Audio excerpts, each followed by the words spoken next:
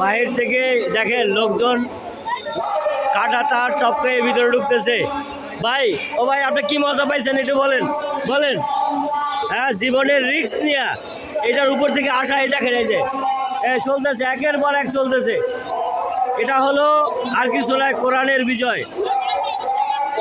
মানুষ পঙ্গপালের মতো কোরআনের দিকে ফিরে আসবে, ছুটে আসবে। রাসূল পাক সাল্লাল্লাহু আলাইহি ওয়াসাল্লামের ভবিষ্যদ্বাণী বাংলাদেশে কোরআনের বিজয় চলে এসেছে আমরা দেখতে পাচ্ছি। তাহলে কোরআনের মাহফিলে এইরকমের রিস্ক নিয়ে কীভাবে মানুষ ঢুকে যাচ্ছে সুবহানাল্লাহ বিহামদিহি। আপনি উপরে উঠে ভিডিও করেন মানুষ। হ্যাঁ এখানে দেখতে পাচ্ছেন আমাদের দায়িত্বশীলরা, এদের হাতে কিছুই করেন নাই, এরা যেন অসহায় হয়ে গিয়েছে। হ্যাঁ সবাই আমির সাহেবের কাছে গিয়ে সিদ্ধান্ত চাচ্ছে। আমির সাহেব নিজেই অবাক হয়ে গেছে যে কীভাবে ভাই মানুষ কোরআনের দিকে ফিরে আসতেছে। এটা বিজয়ের নিশানা। এই যে দেখেন কীভাবে কারো মাহফিলে কোনোদিন এরকম হয়েছে কিনা এটা আল্লাহ পাক ভালো জানে।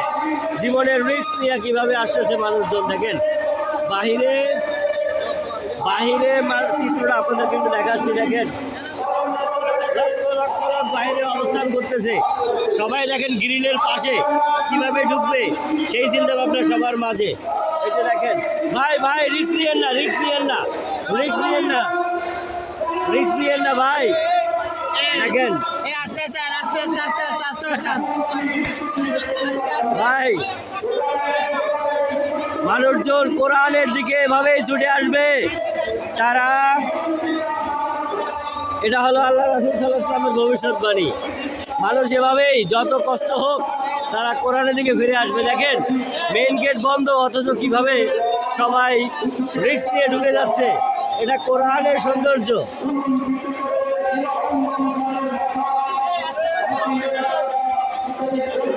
নিষেধ করলেও কেউ শুনতেছে না তাদের নিষেধ। এই দৃশ্য বাংলাদেশের জনগণ কোনোদিন দেখছে কিনা আর দেখবে কিনা হয়তো বলা যাচ্ছে না। দেখেন মেইন গেট বন্ধ, মাঠে কোনো জায়গা নাই, তিল রাখার জায়গা নাই। মেইন গেট বন্ধ করে দিয়েছে যাতে আর কেউ না ঢুকতে পারে। অথচ দেখেন কিভাবে লাভ দিয়ে জীবনের রিস্ক নিয়ে মানুষ ঢুকতেছে। ভাই আপনারা কি লাঠি প্রয়োগ করবেন? লাঠি প্রয়োগ করার প্রয়োজন মনে করতেছেন? না সেটা করিয়েন না, থাক আসুক, কষ্ট করে আসুক, কিছু করার নাই। এটা কোরআনের সৌন্দর্য, এটা ইসলামের সৌন্দর্য। কিছু করার নাই ভাই, কিছু করার নাই। সুবহানাল্লাহ বিহামদিহি। হ্যাঁ সবাই রিস্ক নিয়ে ঢুকে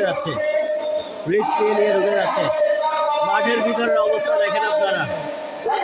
এখানে আর কাউকে ঢুকতে দিলে